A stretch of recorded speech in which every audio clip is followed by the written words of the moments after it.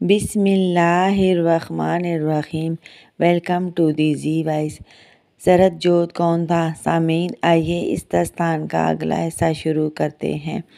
और अभी यौम जमहूरिया में 4 माह बाकी थे और बकौल किशन बंसी ट्रेनिंग के लिए बड़ा अरसा है। आर्मी के आला अफसरान सरहद जोत की ट्रेनिंग में लग गए और वो रातों को प्रिंस की बाहों में लेटा बड़ा ही बेचैन हो जाता। प्रिंस भैया, अगर वो मुझे उचक के ले गया तो वो हौल कर पूछता, नहीं मेरी जान, नहीं ले जाता। वो सब में ही इतना गुम रहता है कि उसे कुछ दिखाई ही नहीं देता।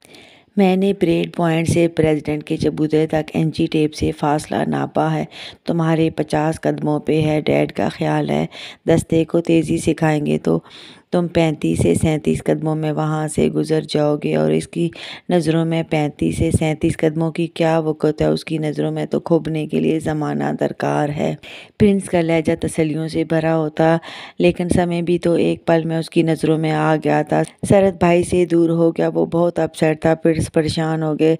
बट सरती, वो इतना बुरा भी तो नहीं है। प्रिंस का लहजा डोल रहा था। और अच्छा कब है? सरहद दूर सोफे पर जा बैठा। सरती, स्वीट हार्ट, डैड कह रहे थे कि कैप लड़कों के एक साइड पे झुका के पहनाई जाएगी ताकि वो दूसरी तरह से मुझे आसानी से देख। सरहद भुना कर बोला, मिर्चों की मुट्ठियां भर भर कर उसकी आंखों में डालेंगे। तरियाक जले लहजे में बोल। और कभी वो लेटता तो कहता, वो मुझे उठाने मेरी तरफ आया तो मैं उसे सांप लड़ाऊंगा, वो मर जाएगा तो मैं भाग जाऊंगा। प्रिंस बेबस होकर उसे सुलाने की कोशिश करते। वो ना सोता तो उसे परेड के स्टेप समझाते। किशन वक्तन फवक्तन आता, उसे ट्रेनिंग लेते देखता, मुतमईन होता कि इतनी बात तो सरहद जोत भी जानता था कि परेड में गलती कारण भी फौरन वो नज़रों में आ जाएगा। सो सरहद भी पूरी दिलजमी से ट्रेनिंग लेने में लगा था। परेड में जाना एक पहाड़ होता था। सो सबकी जान पर बनी रहती। सरहद जोत परेड में दिख रहा है, ये खबर पूरे इंडिया में फैल गई। सबने सुन लिया। ना सुना तो उस बेनियाज ने, या सुना भी तो अनसुना कर दिया। वतन नारायण जलियान को फ़ोन करके पूछते कितनी महारत आ गई है उसे। प्रेसिडेंट के चबूतरे तक फासला भी बहुत है। 50 कदम में क्या वो तय कर लेगा? जलियान जो तफसील बताते कि वो इतनी ट्रेनिंग ले चुका है और फिर साल ख़त्म हो गया, जनवरी आ गया तो सबकी धड़कनें बेतरतीब रहने लगी। घर में उठते बैठते बच्चा बच्चा ये विर्द करता, 50 कदमों का फासला है, तय हो जाएगा, नहीं होगा क्या? वो तय कर लेगा तो क्या होगा? वो कहाँ होगा? यकीनन बाप की कुर्सी के पीछे छुपा होगा, या बाप की आगोश में आंखें छुपा रखी होंगी तो देखेगा क्या?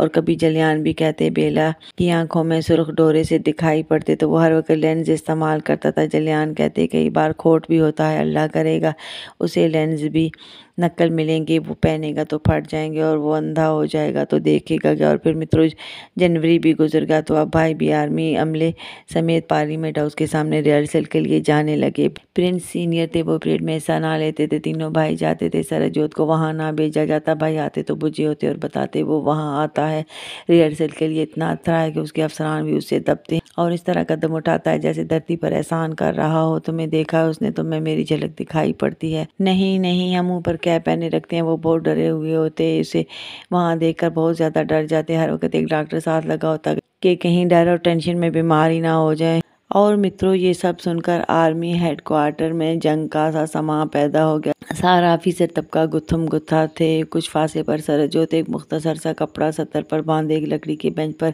पेट के बल लेटा था और उंगली से ज़मीन पर लकीरें लगा रहा था। वो इसी तरह एक कपड़ा सत्तर पर बांधता था। हाय मेरा कोमल बदन सरहद जोत और वो सूरजवंशियों का याश पुत्र। हाय हाय हाय मेरा संदली बदन सरहद जोत। आर्याओं का गरूर मेजर जलियान बाविला कर रहे थे, जबकि बाकी अफसरान एक दूसरे को मारने में लगे थे। प्रिंस भी लोगों से गुत्थम गुत्था थे। सरहद उठकर अंदर चला गया और जाकर माचिस की तीलियां जलाने लगा। उसने 2 माचिस जला डाली। वो मंजर बदला। किशन आया और आकर लड़ते मरते अफसरान को थप्पड़ मारे। तुम इंसान हो, कुत्तों की तरह लड़ रहे हो आपस में। उन्होंने प्रिंस को उठाकर एक बेंच पर पटका। वो तेज तेज सांस ले रहे थे। किशन ने उनके बालों में उंगलियों से कंघी की। जलियान, चुप कर जाओ, वो मेजर के वाविला पर गरा कर बोला। मेजर ने जैसे सुना ही नहीं। जब सरहद जोत ने मान लिया कि वो परेड में दिखेगा तो बात खत्म। चंद दिन बाकी हैं, उसकी ट्रेनिंग पे पूरी तवज्जो दो। और मित्रों, ट्रेनिंग के नाम पर फिर वहाँ जंग का समा पैदा हो गए और आला अफसरान आकर फिर हाथापाई करने लगे। किशन खानों को हाथ लगाता वहां से सरहद की तरफ गया तो सरहद आगे से मिट्टी के तेल का गैलन और माचिस उठाकर पीछे लग गया। वो हाय बददुआएं देता साथ तेल फेंकता भी जा रहा था कि किशन को भागते ही बनी और सरहद ने तेल छिड़कर पिराडो को आग लगा। पिराडो जलकर धमाके से फट गई। मंजर बदला। ट्रेनिंग जारी थी मगर सरहद के तो जैसे असाब जवाब दे गए हो। वो ना उठ सकता ना बैठ सकता, हर वक्त पेट के बल कहीं ना कहीं पड़ा रहता। उसे इस तरह लेटे देकर आर्मी अफसरान आपे से बाहर हो जाते और आपस में लड़ते। किशन आता, उसके लिए ताकत की चीजें बना लाता, उसे खिलाता कि उसमें एनर्जी आए। प्रिंस पर गुस्सा होता कि उसकी खुराक का ख्याल रखें, इसे कमजोरी हो गई है, ये जान क्यों नहीं संभाल रहा। प्रिंस भी पिट पिटा के उसकी केयर में लग जाते। और मित्रों 26 जनवरी का दिन आ पहुंचा तो सब लोग पार्लियामेंट हाउस में जमा हो गए। पार्लियामेंट हाउस के सामने ही ब्रॉडकास्टिंग की इमारत है, यानी ऑल इंडिया रेडियो की उर्दू सर्विस देश पंजाब आकाशवाणी का दफ्तर था। जोध पैलेस में जैसे अशर का मैदान लग गया हो, अफरा तफरी मची हुई थी। प्रिंस ने भाइयों को मार पीट के दिल्ली रवाना कर दिया था। आर्मी अफसरान दिल्ली जाने के बजाय यहीं दौड़े आ रहे थे। एक रूम में एक्सपर्ट सरजोत को तैयार करवा रहे थे। प्रिंस सर पर खड़े बुरी तरह बेकरार कुछ ना कुछ बोले जा रहे थे और सीनियर अफसरान रूम में नाचते फिर रहे थे और सरजोत को हिदायत पर हिदायत दे रहे थे कि किशन आ गया। वो दिल्ली जाने से पहले झांसी आया तो उसने डांट कर आला अफसरान को दिल्ली पहुंचने का कहा और सरहद के पास आया। कंफ्यूज तो नहीं हो? नहीं, किसी ने सीने से भेज लिया और बहुत हौसला अफजाई की। निकलो सब वहाँ, आर्मी का कोई सीनियर ना देकर कमांडर नारायण का पता है ना, स्कैंडल बनवा देंगे। किशन ने उन्हें निकाला। कुछ तो दिल्ली रवाना हो गए और कुछ किशन की रवानगी के बाद फिर मुड़ आए। निंदा जी बार बार फोन कर रही थी। सरहद जोत का पूछ कर तसल्ली होती। सरहद खासे कॉन्फिडेंस में था। किशन जलियान को अमरा ले गया था। वो तैयार हो गया था, वो खड़ा हो गया। पैंट कोलों से कसी हुई थी। परेड कमांडर ने कोलों पर हाथ फेरा। तंग तो नहीं हो रहे? चाहो तो एक ट्राउजर उतार दो। नहीं नहीं, इस तरह जांच कम होती है। एक्सपर्ट ने फौरन कहा चलें ठीक है, सर्दी भी ज़्यादा है। सर सबसे गले मिला। प्रिंस से मिलते हुए उसने सिसकी ली तो प्रिंस ने फौरन आंखों पर होंठ दबाया। एक्सपर्ट घेरा डाले हुए थे, फौरन अलग कर दिया और खबरदार किया कि फेस लुक खराब मत हो। प्रिंस भैया आप सामने रहना, मैं आपको देखता हुआ गुजर जाऊंगा। तो परेड इंचार्ज ही नहीं नहीं, प्रिंस को नहीं देखना, प्रेसिडेंट को देखते हुए गुजरना है। और फिर अल्लाह अल्लाह करके वो दिल्ली पहुंच गए। आज पहली बार जोध पैलेस खाली हुआ था कि परेड देखने सारा घर दिल्ली पहुंच गया था। पूरा झांसी खाली हो गया था। दिल्ली में निगाह लोगों का समंदर। सब लोग यौम जमहूरिया पे परेड देखने जाते। जो ना जा सकते वो टीवी पर नजरें जमाए रखते थे। हर इदारे की अपनी अपनी झांसियाँ थीं। झांसियाँ मतलब फ्लोट। उन झांसियों पर हिंदुस्तान की तहजीब कल्चर दिखाया जाता। और मित्रों परेड का आगाज हो गया। प्रेसिडेंट और प्राइम मिनिस्टर और दूसरे अफसरान बाला सलामी लेने के लिए चबूतरे पर खड़े हो गए। सब लोग पार्लियामेंट हाउस के सामने जमा थे। पार्लियामेंट हाउस के सामने ही ब्रॉडकास्टिंग की इमारत है, यानी ऑल इंडिया रेडियो की उर्दू सर्विस देश पंजाब आकाशवाणी के दफ्तर हैं। अंदर एक ड्रेसिंग रूम था, वहाँ सब सरहद के साथ जमा थे। और अब तो मित्रों सरहद के हाथ पैर ठंडे पड़ रहे थे जब उसने खिड़की से एयरफोर्स के दस्ते में फ्रंट रो पे बेला को देख लिया। मद्रास सेक्टर कमांडर की वर्दी और बैज और सीने पर सजे तमगे, सीने की उठान, कोलों की मजबूती लिए वो बड़ा ही बारोबर पुरकशिश लग रहा था। सरहद जोत की नजरें जैसे उस पर चिपक गई हों। वो प्रिंस की बाहों में तड़पने को आया। हाय मैं नाजुक कोमल फूल, ये तो मुझे निगल ही जाएगा। सरहद के लबों से फरियाद निकलती थी। प्रिंस जलियान भी खिड़की से बाहर देखते तो हौल कर रह जाते। किशन अंदर आया। What's matter? आर्मी का दस्ता रवाना करो, हमारी तैयारी नहीं है अभी, प्रिंस ने कहा। किशन ने उनके सीने से सरहद को अलग किया। क्या तुम ठीक हो? सरहद ने दोनों मुट्ठियों से उसके बाल जकड़कर जोर से नोच डाले। वो राशिक बाहर मेरी ताक में खड़ा है और तुसी पूछते हो मैं ठीक हूँ? किशन ने सिसकारी लेकर बाल छुड़ाया और खिड़की से बाहर झांका। My God! किशन भी सीने पर हाथ रखकर हौल कर बोला तो जलियान लोगों ने किशन को घेर लिया। तुसी कहते थे ना परेड में दिखना जरूरी है, पड़ाव पर रुकना मस्त नहीं। बस बस जो करना है करो, मगर परेड के लिए दस्ता रवाना करो। किशन को खुद भी जैसे समझ ना आए कि एक अफीसर ने अंदर आकर किशन से कहा मुखिया जी अपने पॉइंट पे आए। जाहिर है वो सूबे का गवर्नर था। सरती गार्ड ब्लेस यू कहकर किशन ने उसे तपकता बाहर निकल गया। ये आर्मी का दस्ता अभी तक नहीं निकला कि रिंग में आने की हिम्मत नहीं हो रही। दूसरी रो के फ्रंट से समय ने तंजन कहा। समय में भी उनकी तैयारी रहती हो। खैर है, बेला ने कहा। चंद आला अफसरान अंदर आए। प्रिंस क्या मसला है? आपको कॉल किया जा रहा है, आप दस्ता रवाना करें। एक ऑफिसर ने कहा। हमारी तैयारी नहीं है। आगे से प्रिंस काट खाने को दौड़े। वो अफसरान बदल कर पीछे हटे।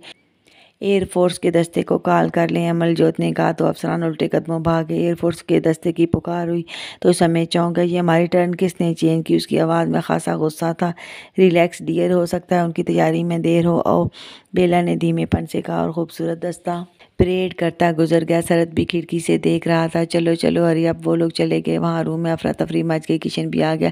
जल्दी जल्दी मुखिया जी, मैं दौड़ के गुजर जाऊंगा, शरद बदहवास बोला। ऊपर से उसके ब्यूटिशियन अमले ने उसे बहुत घबराया हुआ था और उसके गिर्द बड़ा घेरा तंग किया हुआ था और मुसलसल उसकी नोक पलक संवारने में लगे थे।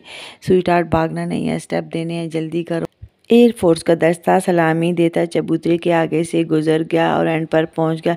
चलो समय परेड देखते हैं, मैं निर्वाण को देखने के लिए बेचैन हो रहा हूँ। दोनों वहां से चले और एक रेलिंग के पास जाकर खड़े हो गए। वहां से परेड और सारा मंजर साफ दिखाई देता था।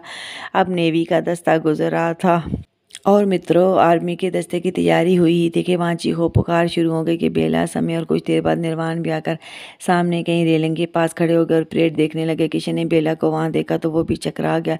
पिछले साल भी ये यहीं खड़े होकर परेड देख रहे थे। मुखिया जी, राबेल अपने बाप से बहुत प्यार करता है।